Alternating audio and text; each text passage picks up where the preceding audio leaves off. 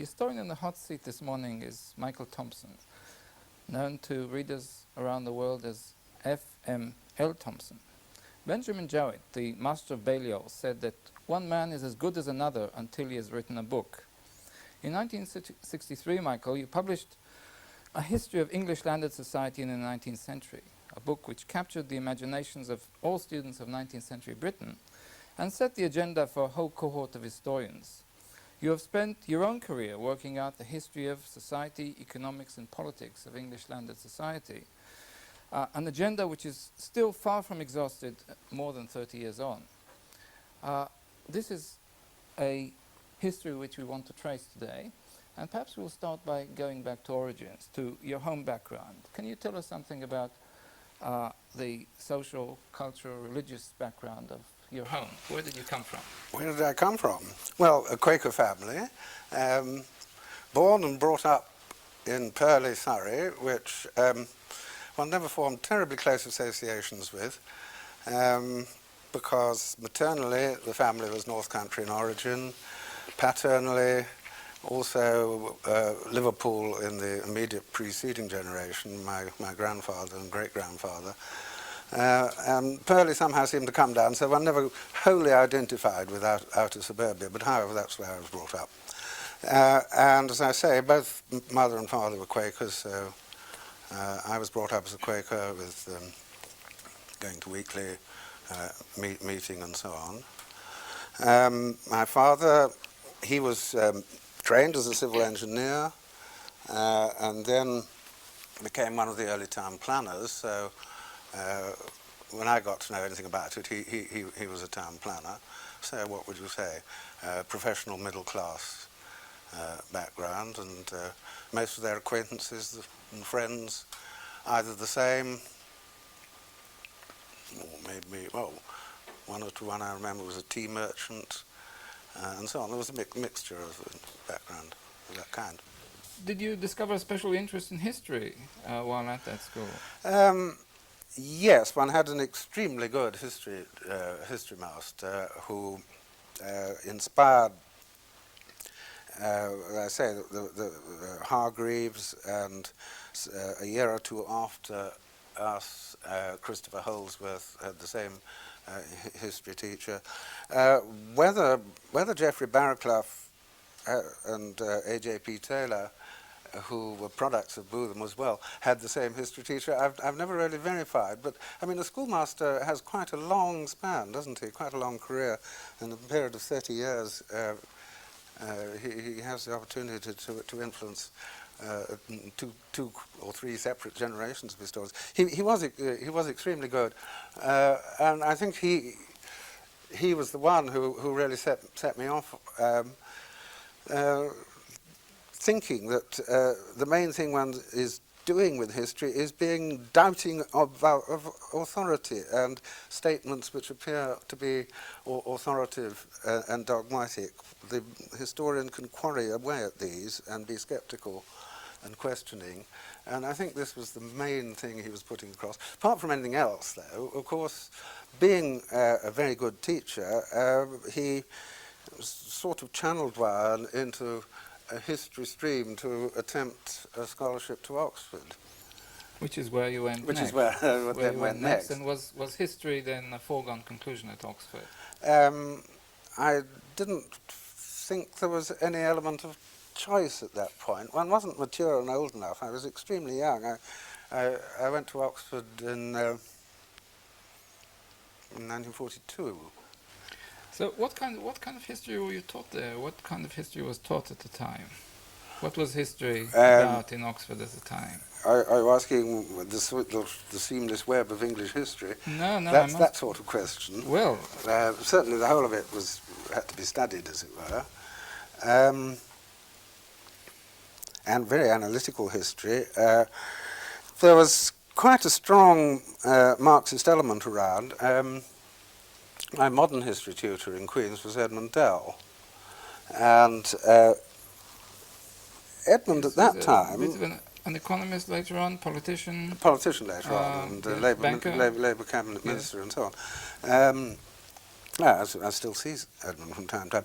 But at that time, Edmund I think, would have been one of the group of Marxist historians. He was very close with Christopher Hill, and he and Christopher collaborated in producing a book of Civil War documents.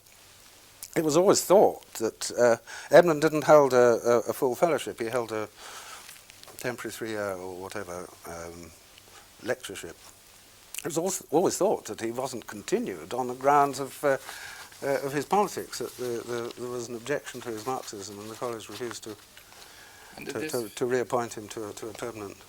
And did this filter off down? He went into the ICI and then into the Labour Party. And did this filter down to the undergraduates? Were you aware that this problem was? Yes. Bad? Yes. Oh, yes, one was, yes. So the question of class really already emerged as an issue during your undergraduate period. Yes, I suppose, yes. And did you find it exciting? Did you find undergraduate work exciting at the time? Exciting, challenging? Most of it extremely exciting and very challenging. I had an extremely good medieval historian tutor, John Prestwich, and I would have thought that he was extremely influential on my own approach to history. He and his wife Menna were a husband and wife historian team in Oxford that was formidable, both intellectually and sort of socially in terms of their network. And they had very much, perhaps this doesn't come out in my own work, not quite conspiracy theories, but sort of group and faction theories of history. It was a derivative of Namierizing, I think, in its origin. But one was very impressed in the way in which John Prestwich could ferret out the networks and the factions in the reign of King John, and Menna Prestwich could do this with Cranfield and James I and so on. Was this all political or legal? Or this seemed to me a better tool of explanation than a blunt Marxist class analysis. I mean, these were factions or groups formed within a class, and one got the notion of intra-class affinities. Conflict. Affinities as a key. Yes, that's right. Derivation from affinities. Yes. Yeah. Now all this was I found extremely exciting, and one got very much imbued with this as the form of intellectual activity, which was attractive and one would just like to go on with. I'm probing for the roots of your life work, really, and they lie somewhere. Somewhere there. Around that time, yes, in that time. Yes, somewhere there. So, how did you latch on to this problem? Perhaps how did you conceive of the problem at the time? What did you start to investigate? What did you think you were investigating at the time? Well, I do remember I had to come up with a plausible-looking research topic quite rapidly while I was really preoccupied with preparing to sit schools. So I didn't really have the opportunity to talk very much with anyone about this.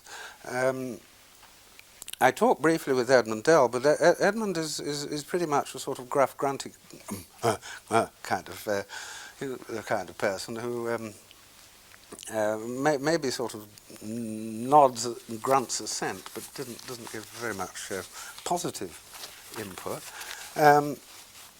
And John Prestwich didn't know anything at all about the 19th century, though he made encouraging noises.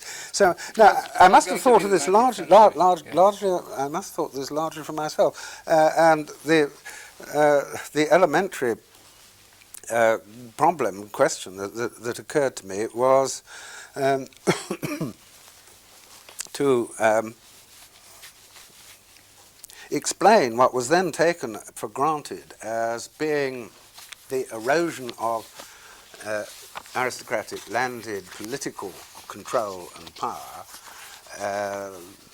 first signalled in a big way by the first Reform Act in 1832 and finally demonstrated by the second Reform Act in 1867. So it was assumed that complete loss of political influence and power had occurred certainly by the second of those days, to equate this with the reigning kind of perhaps crude Marxist determinist analysis, which said that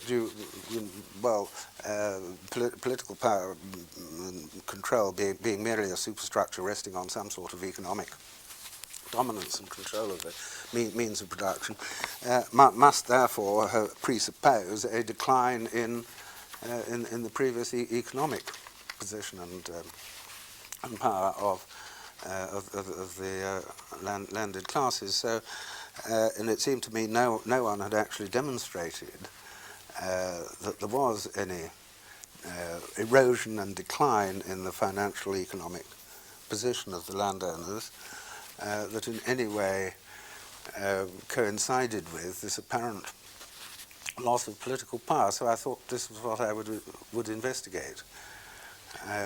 Echoes of the rise of the gentry debate? Well, of course, the Yes, rise of the gentry yes, was going yes, on, yes. And that and the great vogue for Harrington's Oceana meant that there was a very strong view at the time of the coincidence of possession of land and possession of political power. Yes, and who supervised your dissertation? Or when you embarked on Well, research? when I embarked on it, Asa Briggs. So the first year as a postgraduate, Asa Briggs was my supervisor. Was he an influence? He encouraged me to go and read a lot of pamphlet literature, which put me on to a line, certainly, of the political, professional attack on perhaps the legal foundations of land ownership, or perhaps only on the irrationalities and absurdities of the land law. But he pushed me on to looking at some of that literature. Yes, there's a big chunk in your dissertation of this issue, which did not really make its way into English Landed Society, did it? No. Yes. No, it didn't. Didn't in the end seem to me either sufficiently exciting and interesting in itself, or sufficiently easy to latch on to and integrate with the kind of material one got out of estate papers and private archives. So this is a kind of mismatch between the amount of noise generated by an issue and its intrinsic importance. Well, it seemed so. Yes. It was scarcely noticed by previous historians. Well, scarcely noticed by the landowners or their agents. Yes. They didn't really think it had much significance. And this association lasted for a year. And yeah. Who supervised you next? Sorry? Who supervised you next? Yes. John Habakkuk. He was then called Rothgar Habakkuk, of course.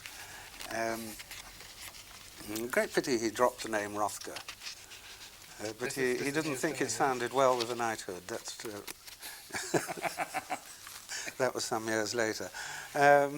Yes, but I mean, he moved to Oxford from Cambridge. He moved to the Chichley Chair of Economic History in 1950.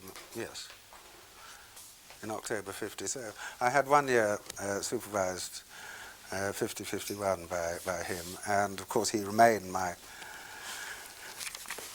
titular supervisor thereafter. I wasn't in Oxford after 1951, so I didn't see all that much, or didn't see him all that frequently after. But there's a much greater correspondence of interest here, wasn't there? Indeed, yes. Yes, he had this interest in landed estates and so on. Did he influence you in any particular way? Did he have any particular methodological preoccupations? He very much left one to get on with it, making a few suggestions as to particular estates or particular families that one might approach. Though on the whole, I chose the majority of families for myself on what basis? perhaps completely extraneous and irrelevant grounds, which we might come on to or not in a minute. But he very much left one to get on with it, emphasizing always the importance of the legal side, get at the settlements, get at the marriage settlements, because that was his starting point and remained firmly his main interest. He was extremely helpful at explaining, dissecting, deconstructing the marriage settlement, would be the modern terminology, no doubt, explaining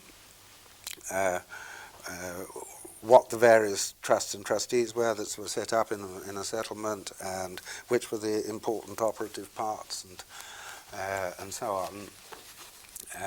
And he put one on to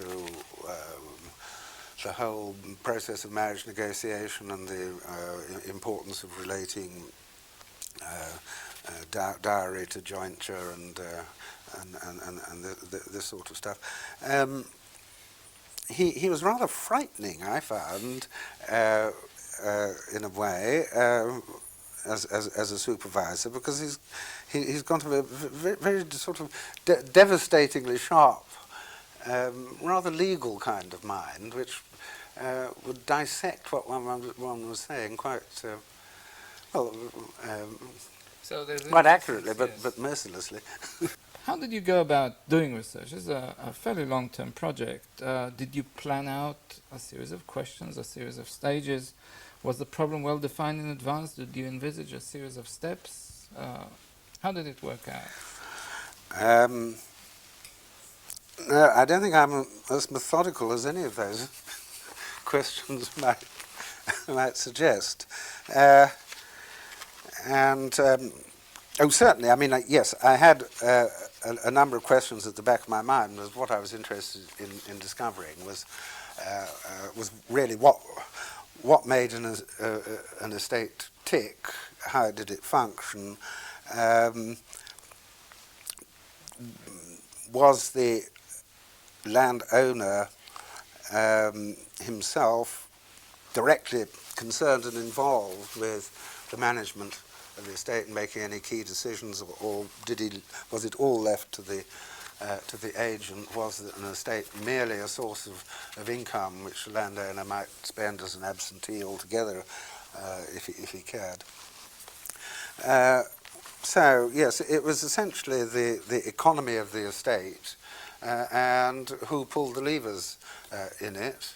And I mean, this led me into needing to understand a great deal about agriculture and tenancy agreements and finding tenants and investment in different kinds of infrastructure and so on, which I'd never come across before. So I mean, one had to teach oneself all about what were the things of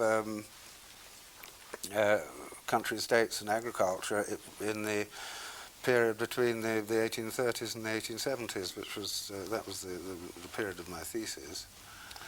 So you went into the record room, or perhaps into the record office, and looked for the most likely files and read through them with the hope that over time a picture would emerge. Was In that the hope, yes.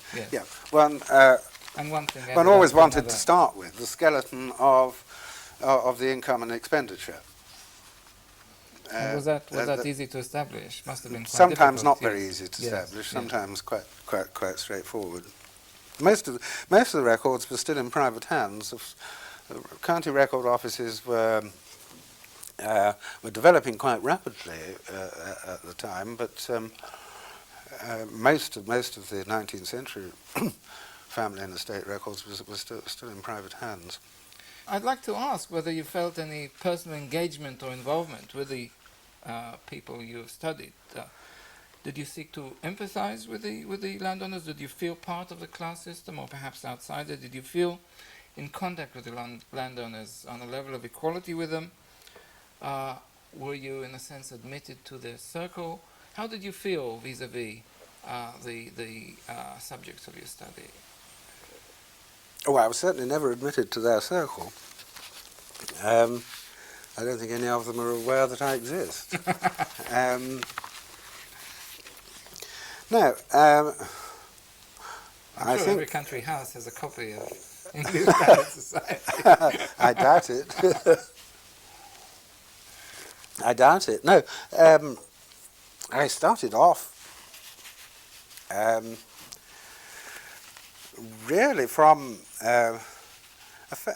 this sort of moderately restrained radical professional middle class kind of background and position, with the idea that it was quite interesting and important to get to know thine enemy, that the landed aristocracy were, as you later thought they were, basically a set of parasites who were functionless and were supported by the hard work and toil of the agricultural labourers and tenant farmers, and led an interesting, maybe, life of leisure bordering on luxury, but that it behoved one to investigate how it was done, and also why people put up with it. And not that I ever got very far, perhaps, in investigating the second question as to why the rest of society did continue to tolerate and put up with this. But I think probably as I went along, my initial views must have changed and softened. Not that I've ever become an out and out admirer of the landed class and their way of life, but I don't know. One's understood more of what they were about, and one has. No, I haven't gone away with the impression that they were all public-spirited, highly socially responsible people. Certainly some were, but even the most sort of extravagant and self-indulgent frivolities have a certain panache about them that one can't help, well, admire is admire, perhaps too strong a word, one can't help being fascinated by. But certainly I don't think I'm as critical of the whole social order as I was when I started out. The book has influenced, as I said, a whole generation of historians, and I think it's fair to say that in its field it has not been equaled. But a generation has passed since it was written.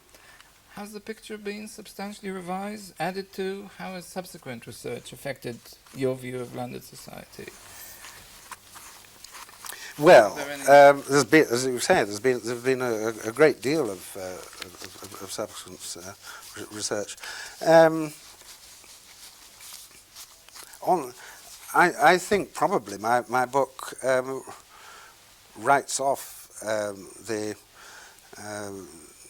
economy of the landed aristocracy too rapidly and puts them into decline too soon, and that if I rewrote it, decline would be placed post 1919 rather firmly, and not before. The depression is a terrible crisis, isn't it? The agricultural depression. Yes, it is. Is a terrible crisis. Well, it is still a crisis for many, but not for all. But yes, it's regionally selective, and well, I mean, I've written about that in one or two articles more recently.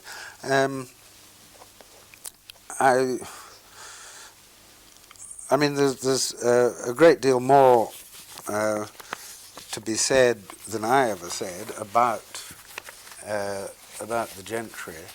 But again, most research, rather like mine, perhaps has overemphasized, because of its easy accessibility, the landed magnate rather than the gentry. And gentry records on the whole are rather fragmentary, whereas great estate records tend to give a long continuous run and a much better picture in that sense. What you say suggests that mostly what remains to be done is mopping up. Is there still a big agenda in this field? How do you see the agenda of research into landed society? Well, I think probably the whole thing should be approached much more in terms of rural society as such, with far more. I mean, I didn't set out to have any place at all for village society. I hardly say anything about agricultural workers. I don't say anything about rural craftsmen. There is certainly a scope for a much more sort of cross-class, fully integrated history of rural society than I ever attempted. But whether anyone's about to attempt this, I'm not sure. I don't get the impression that they are. I mean, certainly there's quite a lot of work has been done and is being done at the lower end of rural society, and very interesting work, some of it is. Because the farmers are seriously neglected, aren't they? The farmers, the rural middle class is extremely neglected, and difficult though it will be, somebody or some groups of people really should set about serious research on the farmers who are not a homogeneous group at all, of course. Well, we don't know. Well, okay, you don't know, but a priori, one thinks one knows that they aren't. The two powerful movements in the discipline, in the English-speaking world at any rate, during the period of your activity, one was Marxist history, and the other was cliometric history, perhaps two opposing poles or two opposing approaches. And perhaps I won't ask you in general how they influence you, to what extent they influence you, but I will perhaps try to focus my questions a little more precisely and ask, is the paradigm of exploitation, which is underpins the Marxist approach, did you ever find that of any use in your approach to social history? Yes, I mean, exploitation and resistance to it certainly of use. But I think I would have said that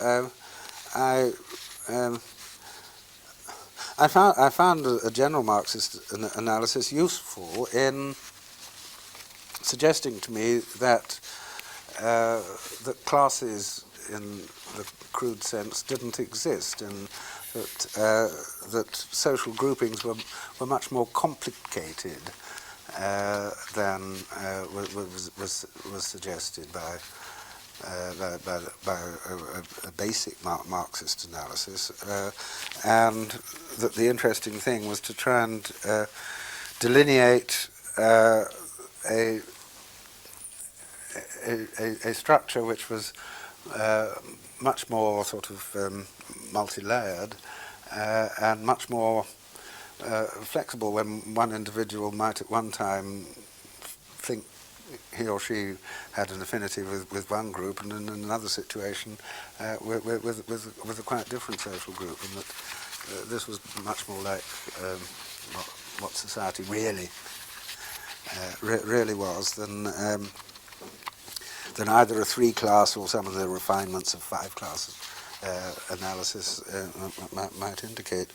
But one certainly is deeply indebted to the basic insights that I suppose relationships to the means of production and material circumstances and occupation have an enormous influence on what an individual is, where they belong, how they behave, and this, I'm sure, is the legacy of Marx, isn't it? I'm going to go lightly over 3 further books which you published. The History of the Surveyor's Profession, which provides a professional dimension of landed society, and the book about Hampstead, Building a Borough, which provides an urban dimension, and the edited book on the rise of suburbia, which yet again perhaps brings you back full circle into the world you emerged from. And I'd like to move on to two later projects. One is your book on the rise of respectable society, and the other is the Cambridge Social History. And both of these have given you the opportunity to reflect on the grand sweep of British history, and British social history in particular. What do you think it is mainly about? Is there an abiding theme, an abiding problem in British social history? That takes me somewhat by surprise. I wouldn't expect there to be an abiding problem. Well, the lack of certainly over a couple of centuries of the Cambridge social history, unless you're thinking in terms of a methodological problem, perhaps. And I mean, the problem for the 19th century and the rise of a respectable society was certainly one of a society in its different strata being influenced by and coming to terms with the whole urbanization, industrialization, business, and the relative contraction of the rural and the agricultural element. I would hesitate to say that this is the problem that embraces the whole of 1750 to 1950. It's not the way in which I think each of the individual contributors saw it, at any rate, in that volume. But Rise of a Respectable Society was intended to be my own overview of this complex process, responding to urbanization and industrialization, and the decline of relative decline of the rural element.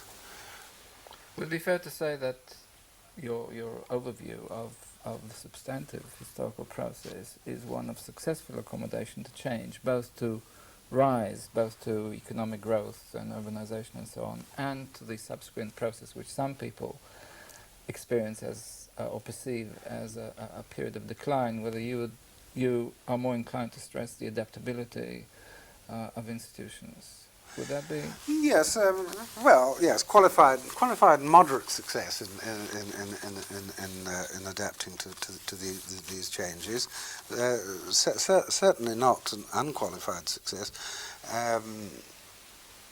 There are an enormous amount of problems and tensions and conflicts left if you end your study, as my Respectable Society did, at the very beginning of this century, and there are an awful lot of problems left if you end your study at 1950, as the Cambridge volumes were meant to do. But okay, in comparison with many other advanced economies and societies, relatively successful in the sense that there is no complete breakdown of social order, and there's no great revolution, there's no civil war, and the absence of these things I would regard as a sign of success. I'll ask you an American question now. What are you working on now? Well, I have an idea that I gave the Ford lectures 2 years ago. I have an idea that I have a moral obligation, if not a legal and contractual one, to turn those into a book. And I think that's probably the next, maybe the last thing. I've been sort of sidetracked by writing for the new DNB over the last 2 years, but I shall get round to that. It needs a bit more thought and some more work on my part, I'm sure, when I reflect about it. Yes, the title English Land Society in the 20th Century has been stolen, hasn't it? Someone stole yes. that, damn them, yes. Yes. Well, looking back on what you've done so far, are there any high points that stand out in particular? What would you regard as the highest points? I don't know. There are many high points. One, of course, was 1963 with the publication of English Landed Society.